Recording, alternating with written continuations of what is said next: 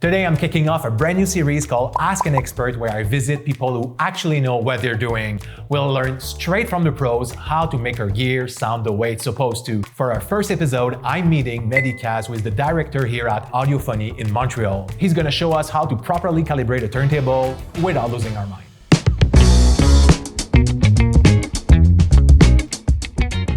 Hey Kaz, thanks for having me, man. Bonjour Charles, it's a pleasure. Thanks for coming along. Hey man, very, very nice place. But what is it? Is it a cafe? Is it a record shop? Is it? It's interesting you ask. So it's basically firstly a cafe. We took the locale for the extra space. It also serves as a drop-off location for repairs for individuals that live around this perimeter of Sud-Ouest St. Henry. Most of the team members are musicians, music, singers. Everyone's involved in some way. And our focus has been really on the music side of restoring, recapping, and being able to help our customers enjoy their music the way it's supposed to be for that initial Marantz or that was built 50, 60 years ago. So our specialization is really repairs on audio, analog, vintage, hi-fi equipment. All right, let's get to the thick of it. Absolutely. So, how do we calibrate a turntable? In order to calibrate a turntable, it's very simple. You simply just need a tracking gauge, stylus gauge tracking tool like this. Okay, so what does it do? This is just like a weight machine. You place the needle here, I'll show you in a second, and it's just gonna track the amount of weight, the vertical force, the tracking force, that's on the needle that's going inside the grooves. All right. You want to make sure you follow that indication because every cartridge is going to give you a different directive as to how much weight should be on the needle. Basic anatomy of a cartridge and how it works is that because we have left and right channel, okay, here you'll see 4 pins. Yep. Okay, these 4 pins have to be aligned properly when they go inside and make contact with the pin inside your tone arm. If you have a detachable head shell tone arm, if not, these wires, which are called the head shell leads, okay, there's going to be 2 for each side. You got left here and right. So you're going to have 2 wires coming out, which is picking up the signal from the left channel, and 2 wires from the right channel. So in total you have 4. And then in terms of the cartridge, you have 2 components. You have the head, you have the stylus in case you break your needle. You don't need to do this whole ordeal. Right. You can simply just replace it by the same model that fits in here. So that's going to be your stylus, and you got the whole cartridge, which is the body. Understand. Sometimes the needles can get damaged. Instead of going through the whole ordeal, you can just, it's sort of like, you know, you got a puncture, you got to change the tire, you don't change the whole rim. It's the same idea. A basic tool that you can get is going to be a stroboscope. And a stroboscope, not only on one side will show you, basically, for you to be able to track and make sure that your turntable is running at the right speed at 33, 45, and 78. And on the other side, you have this alignment tool. So if you're installing a cartridge yourself and you want to make sure you're aligned and get as close as possible, that's a tool that you're going to use. And usually you come and put it down here. Since this is already aligned, we'll do a quick demonstration. This will go down like this. And the best that we can do to capture it in the camera is that once we put it down, we'll see that the actual needle, as close as possible, is aligned with the lines that we see in the center. With the circle in the middle, right? Yeah, correct. So the needle and your cartridge is aligned. And if you see this pointing out portion in the middle, most head shells will allow you to have that so that you can actually base yourself and make sure you're aligned. And the cartridge is aligned with that too. Okay, but there's 2. Yeah, because you start out on the perimeter like this and you go in, our alignment, we want to make sure that at every point of the needle or the groove, you're aligned properly. So this would be your initial phase. Okay. At So the when moment, you start your record, you want to be aligned to the end, right? yes, exactly. You want to make sure you're always at the same angle. Okay. So that angle accommodates at every groove, at every point Think of the alignment as basically when you align your tires, you want to make sure you're on the thread. It's physics. It's exactly the same idea. You want to make sure that the pressure from left and right going into the groove from the needle is the same. Because you constantly have this pull left and right as the needle is basically driving towards the center of the vinyl record.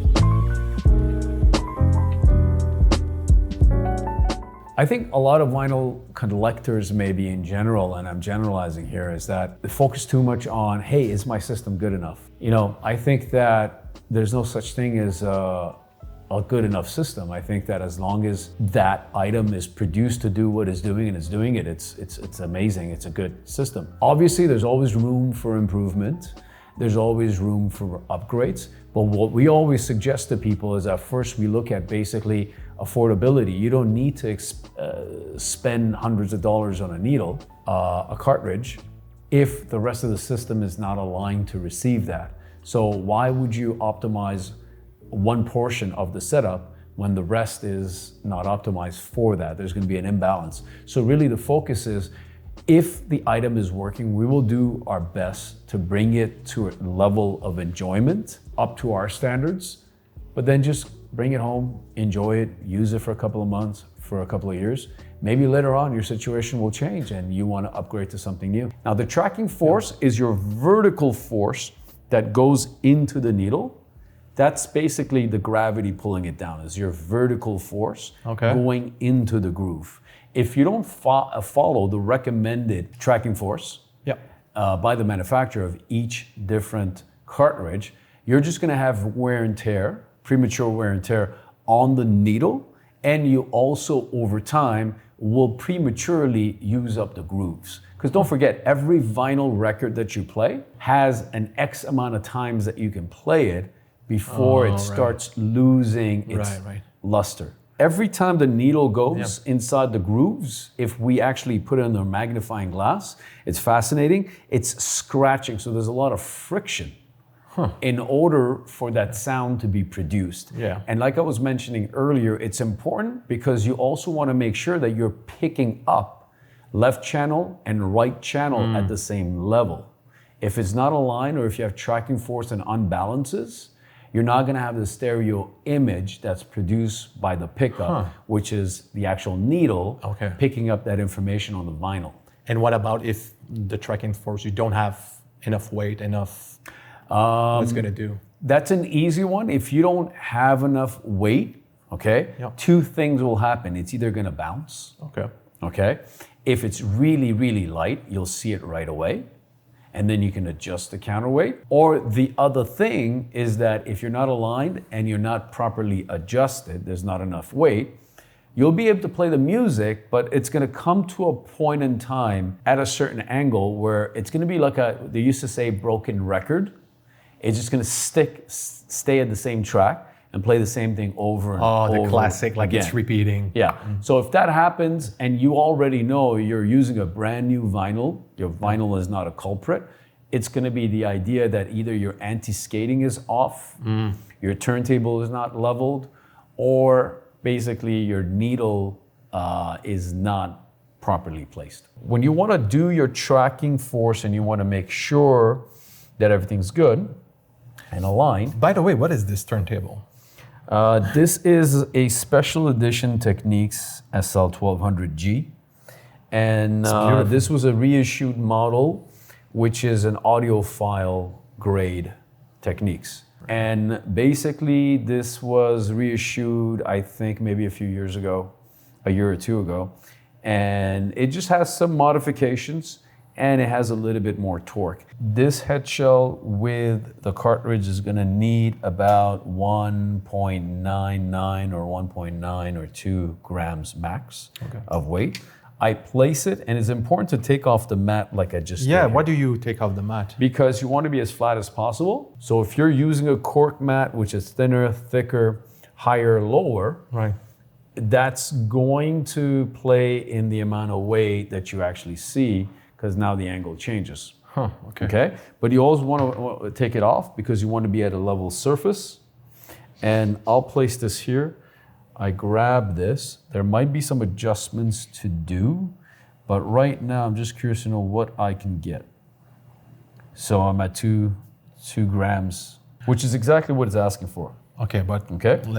if it wasn't at 2 grams. Yeah, that's because I already adjusted it before we were talking. There you go. But now, if you don't have two grams, so this is your counterweight, and this is what actually helps you calibrate how much tracking force there is on your needle. So you have 2 components here. This goes back and forth like this.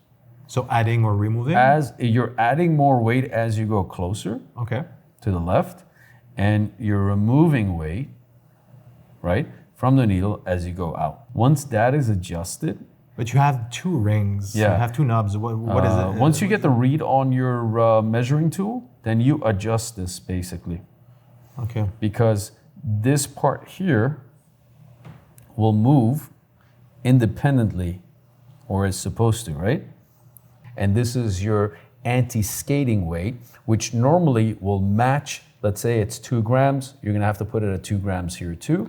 Okay, It says it's on the other anti-skating. side, right. Yeah, exactly. For you to be able to calibrate both, because remember, we have 2 types of forces. We have the vertical and we have left and right. The anti-skating, it's self-explanatory. You don't want your needle to just basically skate over the whole vinyl. This is the other pull that it gives.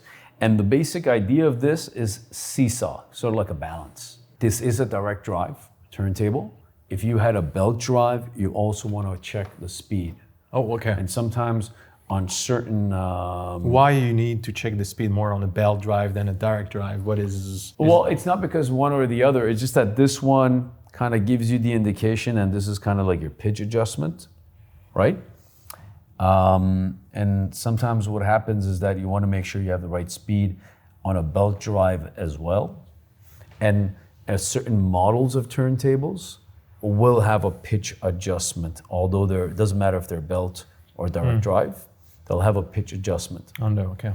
Right? But this Technics you have, if I'm not mistaken. Yeah, you don't really need a scope for this one because it has these indicators here. Right. So if I press start, the one in the middle, since we're at 33, is stable. Now, if I didn't have that and I want to check, this is a stroboscope. And what's interesting here is that the stroboscope will show you 33, 45, and 78. Now, a lot of times you'll see 50 hertz and 60 hertz. 50 hertz is for European because they want to make it a standard. Okay. And 60 hertz is for North American standards. We're running on 60 hertz, so we want to make sure that on 60 hertz, we've got the right speed. And it says here the inner ring. Okay, so if I press start now and I'm at 33, there should be 2 of the inner rings that are stable. Now if I switch to 45, you'll see this one here and this one are stable. And then, we also have the feature of 78 on this turntable, and the stroboscope will allow us to see the 78, so I'll press on that. Now is the 2 bottom ones that are solid. Okay, yeah. A mistake that people make is that they forget to put this lock back in. This lock is rudimentary. You want to make sure you always lock it after use. Okay, why? Right? Because it is so sensitive that if ever, for example, someone comes over, you move the table without thinking, if this is locked, the tone arm will not move. If this is not locked, and sometimes people bring in the turntables without the lock on, the needle is just basically traveling everywhere. If it hits on the side, you break it, or it's just going back and forth. You got to take care of the needle. It's your primary number 1 connection to that sound or that music that's coming out. Another thing that I say for beginners is that when you're done and you put the tone arm back on the tone arm rest, you can bring this lever down, okay? Oh yeah? Yes, because you don't want that constant force of this pushing it up and then you pushing this down. It's not a major thing that we think about, but on certain turntables, this lever that's coming up and down has a little bit more force, and over time you're just gonna, abuse it. So you want to always make sure you bring it down and you lock this. Take your time when you're manipulating. A lot of people are nervous because If I just take this and touch this thing is just gonna fly because it's light, right? So you wanna grab it. Your lever, cueing lever is always up. When you're starting out, until you get the feel of how you actually manipulate and how the tone arm and the head shell all feel, is that you come and place it and then you bring it down. So let's say this is playing and then you wanna bring it down. It's good that you asked that question because a lot of times people will just abruptly let the needle drop on the groove. Not only you damage part of the needle if you continuously do that and you risk breaking it, but you also damage the grooves on the vinyl.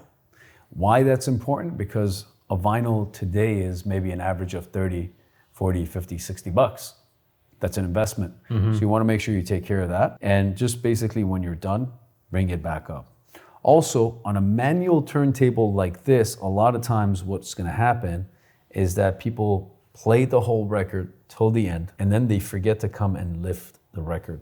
That's why sometimes the return automatic, or you see when it comes to the end, so you have a little bit of space here, so it still conserves your needle. But let's say you forget it, and that happens sometimes where people forget it overnight or for hours, depending on maybe they fell asleep, they're doing something, or they got distracted.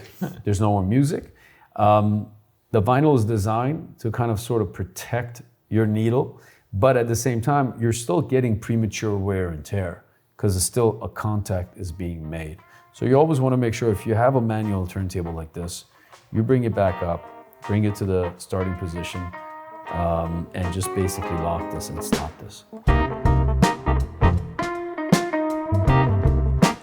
If you're beginning or you're starting out, you don't really need to go all out to start out with a really high-end turntable. You can get a lot of nice turntables that are vintage for a couple of $100 that are probably the equivalent of $1,000, $2,000 turntable. It's still gonna have the look and feel and charm of a vintage turntable. And you can come to us with that for a quick restoration, change the cartridge, and you're gonna be good. You're gonna be good for years. Those things are built like tanks, and most of the vintage audio equipment is built to last. That's why people wanna just basically conserve them and restore them. So Kaz, you brought an Rega RPM, why? Yeah, the Rega P1 basically is just to demonstrate the difference between these two turntables. It's not to show this is better or that's better. This is a direct drive because you're actually sitting on the actual motor that drives the platter, whereas this one here, it's a belt drive, okay? And does it change anything in accuracy? No, but it's just that it's a belt drive. This is your pulley that's sitting on the motor and it does all the work. Right. Okay. What you see here is that with this older belt, there's a lot more pull. It's loose, and that's normal with wear and tear after a certain amount of years. And this is an old turntable. So I put aside this Rega. You can see that it has a lot more life to it because this has become dull with time. It is rubber. It is still good though, it's just that a little bit loose, so we'll compare the two. See, already, this is a little bit more tighter. I always go by here. And you don't want to touch the belt too much either, right? Because you don't want the oils from your fingers over time to stay and just create some sort of a damage to the rubber. It's not a big deal, but you want to make sure that doesn't happen. So basically, this is a lot more tighter. And if I go back to this one, already I can tell that it's a bit looser. So will it affect the speed? It will affect the speed, yeah. Okay. So you want to make sure you have a new belt. Right. Maybe after 3-4 years, depending on your use. And another biggest mistake that we see as a service shop, service repair business, is lack of use of an equipment as well. It's, take for instance, you have a brand new or you have a fully functional car, you left it in the garage for a number of years. Everything is jammed. It takes some time for it to loosen up. Right. When we look at a turntable like this, if you didn't use it for a number of years and the belt was basically positioned in the same place, right? what happens over time, this is a loose belt now, but there's going to be a side of it that gets indented. And we see that a lot with older turntables that have been just kept in one place. Oh, okay. Right? So it's important that if you're not going to use a turntable, if you still have the box, take off the platter, make sure you have the dust cover on. You don't want dust. And if it's a belt drive, remove the belt. Remove the belt when you can, right? If it's possible. Not everyone thinks of that, and it's normal. But sometimes people just leave it because everything becomes part of the decor. In terms of the cartridges are recommended to be changed every 3-4 years because there's a lot of material in there, whether it's moving coil or moving magnet that everyone uses. This is still exposed to the elements. So it's recommended 4 or 5 years. Doesn't mean you necessarily have to change it, right. But we normally do that on older turntables, not knowing what the condition is. How does it improve your sound? Yeah. When you have a proper calibration, aside from ensuring preventative premature use, you're just going to get the optimal sound of how the record was made to be listened to. First and foremost, you want to make sure that your wavelengths on both sides, left and right, are equal. You're not going to be able to see that because it takes certain measuring tools and technology to see that, and it's not necessary. But you want to make sure that for your listening enjoyment, that you've got the same level of sound on left and right. So it does improve the sound by making sure we go and get more details, the way the vinyl record was basically pressed for your enjoyment. Normally, checking tracking force and making sure you don't have to do that every day, but every once in a while, you want to make sure you're calibrated. But when you're in the mid-range entry level, you calibrate it, you set and forget it, unless someone came over, some kids touched it, it was moved around. Because you're working with physics, and physics is never constant because depending on the environment you're in, or who and what and when it was exposed to. So you do little adjustments here and there.